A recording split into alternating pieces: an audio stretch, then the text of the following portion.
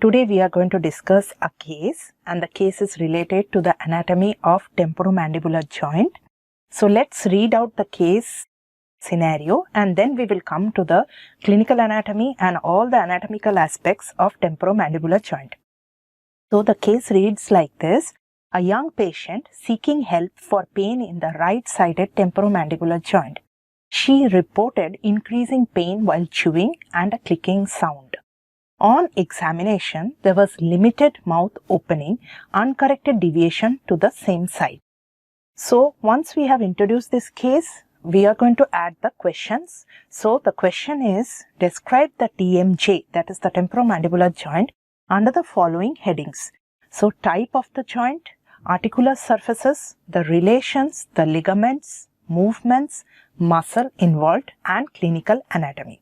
So this is a case-based question in anatomy and it is an essay question. Temporomandibular joint is an extremely important joint and it is always going to function together, and it is one of the joint which will take a lot of wear and tear. So that's why, coming to the anatomy of temporomandibular joint, let's see this diagram. So in this diagram you can see the TMJ and you should know what type of joint it is. Definitely it is a synovial joint, but we consider it as an atypical synovial joint. Now I will tell you why is it atypical synovial joint. So we will go to, so this is the joint over here. Definitely whenever there is an essay question, students, coming on joint, you have to maintain a pro forma, and how to write it is according to the key points. So whenever we approach a joint, the first thing what you have to write is the type of joint. So that's what I said to you. It is an atypical synovial joint, definitely a condylar joint, and also it is a hinge joint because it has a rotational component. Okay, so now let's see the joint. What is it composed of? So next point will be definitely your articular surfaces. So you can see over here, it has a superior articular surface, it has an inferior articular surface.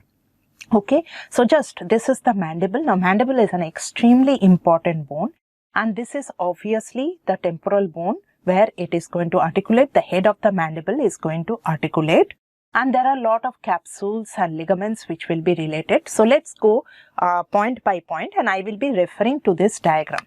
So the first thing what you have to write is the starting statement. Definitely it is a type of synovial joint, synovial variety, atypical synovial joint, which has been written over here. So that is also very important point, atypical. Secondly, condylar. So that is also you have to remember. And in some questions you may not have an option. You may have an option of synovial hinge or synovial saddle. They may ask you like that, especially in competitive exam. So then don't forget it is also a hinge because there is a rotational component in this joint. Don't go for the option of synovial saddle, as that was actually given as a university question and also an MCQ in the NEET exam. So that's why it's better to get introduced to all these names of all the types.